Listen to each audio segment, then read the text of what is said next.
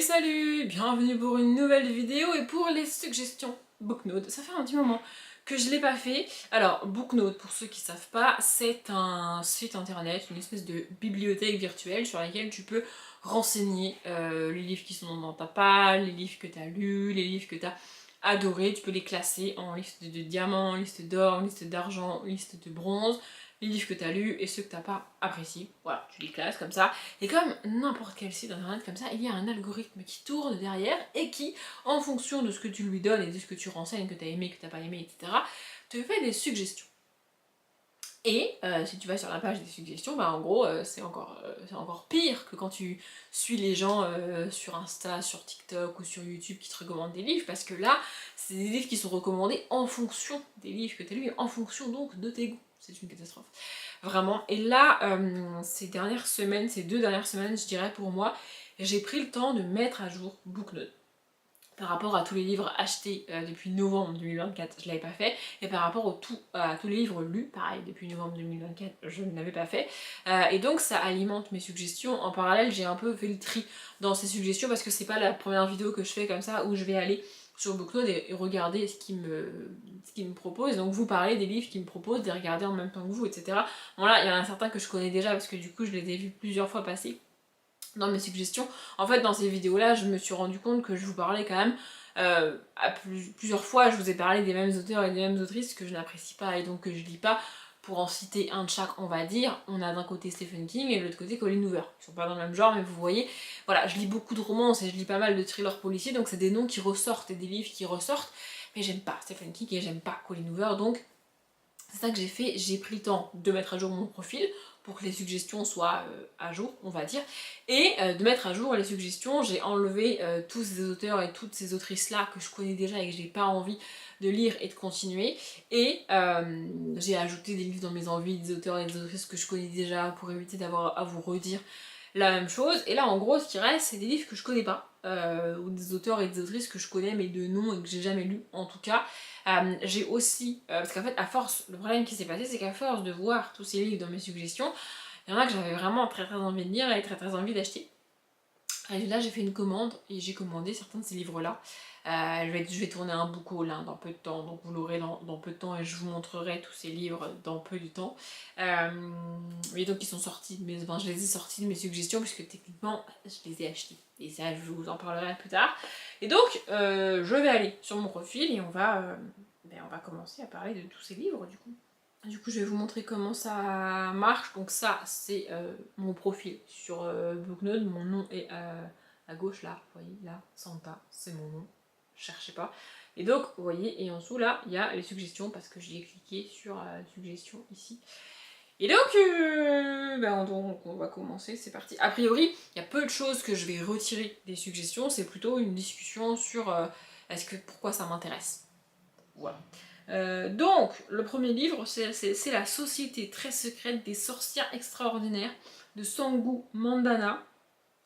Voilà. Ce que j'ai fait aussi, c'est regarder aussi tout ce qui va être les thématiques. J'ai sorti tout ce qui va être, je sais pas moi, dark romance, triangle amoureux, tout ça, j'ai sorti parce que ça m'intéresse pas.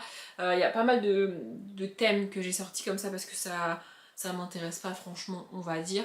Là je pourrais pas tout vous dire, mais tout ce qui va parler par exemple de Japon, j'ai retiré, et tout ce qui va être asiatique, j'ai retiré, les mangas, les bandes dessinées, tout ça j'ai retiré parce que c'est pas quelque chose que je veux acheter. Les mangas j'en lis pas, j'y arrive pas, et les bandes dessinées je les emprunte à la bibliothèque donc j'ai pas besoin qu'on m'en suggère autrement.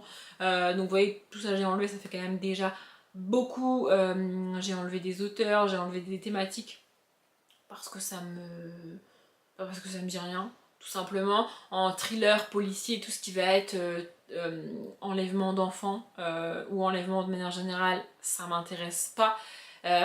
Donc j'ai enlevé, vous voyez, c'est des thématiques, des thèmes que j'ai essayé de lire dans plusieurs genres, avec plusieurs auteurs, plusieurs autrices, et ça marche pas. Donc ça sert à rien. Il y a d'autres trucs que j'ai enlevés, hein, mais là comme ça me revient pas. Donc j'ai gardé les couvertures qui me tentaient, les auteurs-autrices qui me tentaient, il y a quelques exceptions, vous allez voir, et les thématiques qui me tentaient. Après, c'est pas parce que je les ai retirées de mes suggestions que je les lirai jamais. Hein. Bref, donc là les thématiques c'est cozy fantasy, sorcière, magie. La cozy fantasy c'est pas trop mon truc. Mais la couverture est tellement belle et le titre me parle tellement que je l'ai laissé en fait, parce que ça a l'air trop cool. Et celui-là, je crois que j'ai essayé de le trouver d'occasion, mais il est sorti trop récemment pour l'avoir d'occasion à un prix que je trouve intéressant. Donc il est toujours là. Ensuite, on a Black Blossom, tome 1, Loved You First, de Aimé Lou, avec les thématiques romance MM, groupe de musique, romance contemporaine. Vu le titre et un peu la couverture, j'ai un peu peur d'une dark romance quand même. Mais la dark romance, j'ai un peu l'impression que c'est surtout le cas en romance MF, du coup, en romance hétérosexuelle, avec cet acharnement sur la femme en général. C'est ça qui me dérange. Donc là, je me suis dit, peut-être. Voilà, la couverture, c'est pas trop mon truc, hein, ça ressemble à ça, pardon, je vous montre, mais on verra. Il est dans mes suggestions, ça veut pas dire que je finirai par l'acheter et par le lire, mais en tout cas, je le laisse. Le suivant, c'est Nous rêvions juste de liberté de Henri Levenbroek avec les mots-clés road trip, liberté, voyage. Et là, on est sur une exception. Par exemple, parce que tout ce qui va être contemporain, road trip, voyage, j'ai retiré parce que ça m'intéresse pas. Mais là, on est sur un auteur que j'ai envie de découvrir, que j'ai envie de lire, donc Henri Levenbroek. Et je me suis dit, quand c'est des auteurs et des autrices comme ça que j'ai envie de lire, mais je sais pas par lequel commencer, autant commencer par le livre que me suggère Booknote, puisqu'il est suggéré à partir de ce que j'ai aimé, et pas de ce que j'ai lu seulement, vous voyez. Donc voilà. Le suivant, c'est un Morgane Moncomble, et donc c'est en équilibre, avec les thématiques cirque, anxiété, acceptation de soi. A priori, on est quand même sur une romance, mais une romance avec des thématiques différentes que juste la romance. Je l'ai laissé là parce que Morgane Moncomble, j'en ai dans ma palle et je vais en lire. Donc, en gros, je sais pas encore si ça va être une autrice que je vais aimer et avoir envie de découvrir et de lire encore et encore, ou si ça va faire comme Colleen Hoover en mode c'est pas la peine, tu vois. Je sais pas. Donc pour l'instant, je l'ai laissé là. On verra bien ce que j'en fais après. Ensuite, on a. Celui-là, j'ai jamais vu. Histoire de nulle part. Écoutez. On a L'Agence de Lorraine Fouché avec les thématiques deuil, enfance, littérature française. Ça, par exemple, je vais pas. Je vais le sortir de mes suggestions parce que j'ai pas envie. On est sur une autrice que je connais pas, que j'ai pas spécialement envie de découvrir pour être honnête. Et on est sur des thématiques vraiment qui m'intéressent pas. Un deuil, enfance, littérature française, moi ça m'intéresse pas. Donc non. Ensuite, on a un livre des éditions Charleston. Il a remis à jour mes suggestions entre temps, c'est pas possible, parce que celui-là je l'ai jamais vu non plus. Et Charleston, c'est pas une maison d'édition qui m'intéresse.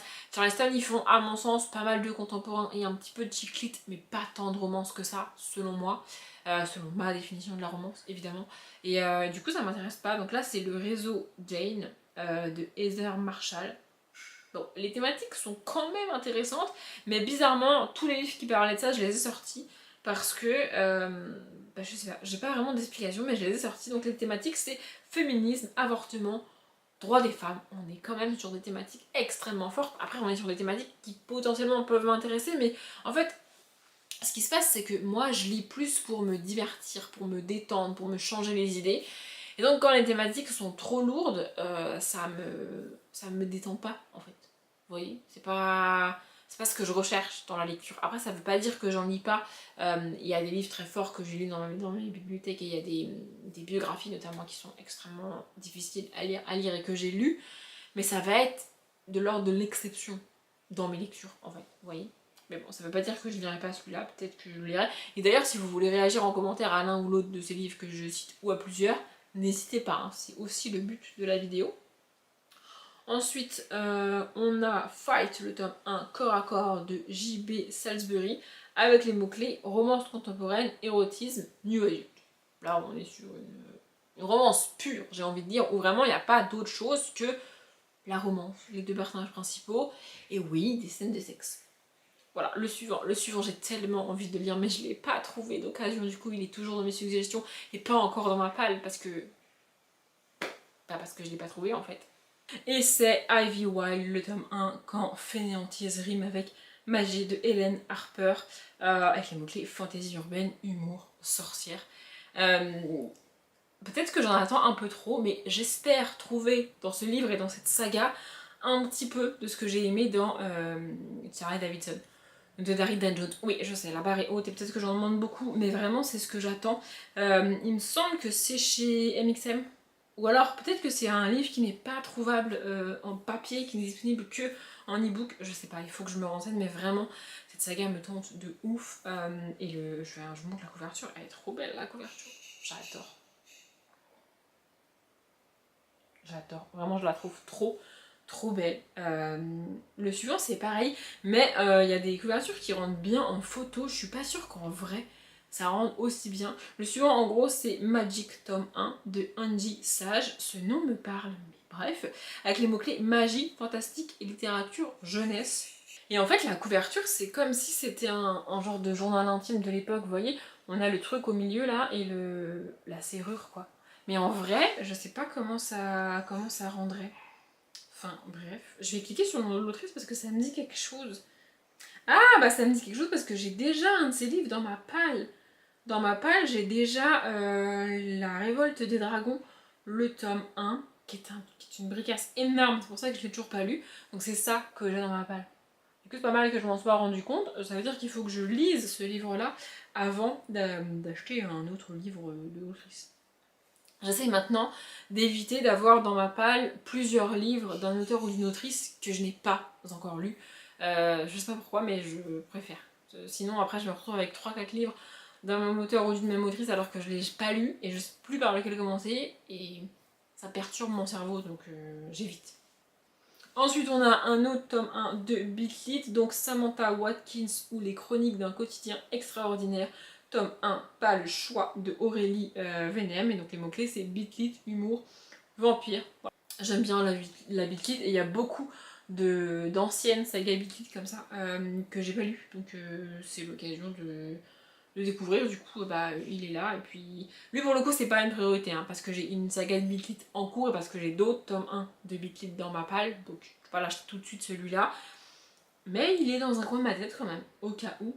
Ensuite on a une autrice que je veux absolument découvrir, je sais pas si je commencerai par cette saga là ou pas mais donc le livre c'est Dynasty tome 1 Entre les flammes de Ilona Andrews avec les mots clés de nouveau, fantaisie urbaine, magie, pouvoir. Oui, bah écoutez, en même temps, c'est ce que j'aime le plus, donc c'est pas étonnant que ce soit ce qu'on conseille sur Booknote. Vraiment, mais Ilona Andrews, c'est une autrice que je veux absolument découvrir. Là, c'est chez J'ai lu ce livre-là en l'occurrence, donc voilà. Ensuite, on a un tome 1 plutôt de fantasy adulte que d'urban fantasy, je dirais, et donc de Bitlit. Donc c'est Cavalier Vert, le tome 1 de Kristen Brittain avec les mots-clés fantasy, magie, pouvoir surnaturel. Les mots-clés sont à peu près les mêmes, mais en fait c'est la couverture qui me fait dire que c'est plutôt de la fantasy adulte que de la Bitlit. Je sais pas si vous voyez.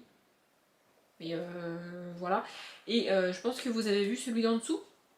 Ah, celui d'en dessous, c'est pareil, hein, c'est de la Bitlit qui va attendre un petit moment.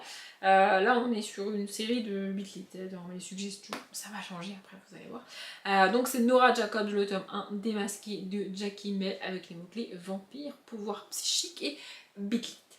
Bon, de nouveau, celui-là, il va attendre parce que j'ai d'autres Bitlit à lire avant, mais un jour, pourquoi pas. Ensuite, on a Les Sentinelles de l'ombre, tome 1, Le souffle de la lune de J. Arden avec les mots-clés amour, Bitlit, vampire.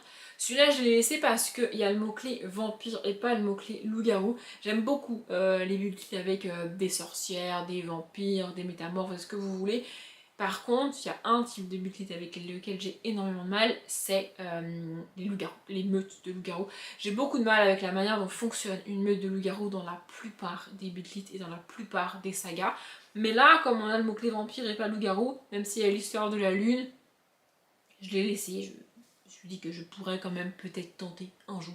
On verra. Ensuite, on repasse sur de la romance avec L'inconnu de l'ascenseur et moi de Sophie Santoromito Pierucci avec les mots-clés relation entre voisins, érotisme, passé douloureux. Et en plus, c'est édité chez Addictive. J'ai envie de plus en plus de me tourner vers les éditions Addictive. Parce que j'en ai eu pas beaucoup, mais le peu que j'ai lu, j'ai vraiment aimé, donc j'ai envie d'y aller. Voilà, pardon, je ne vous ai pas montré la couverture, ça ressemble à ça. Le suivant, on est sur de la fantaisie adulte, là très clairement, donc c'est La Belle Gariade, tome 1, Le pion blanc des présages de David Eddins, avec les mots-clés fantaisie, aventure, magie.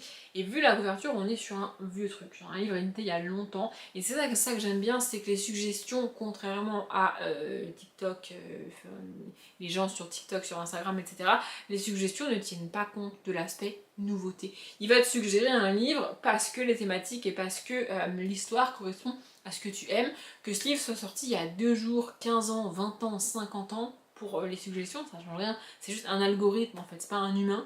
Et du coup, il y a des pépites, même en jeunesse, que je connaissais pas et que j'ai acheté d'ailleurs et que je vais vous montrer dans le prochain book haul.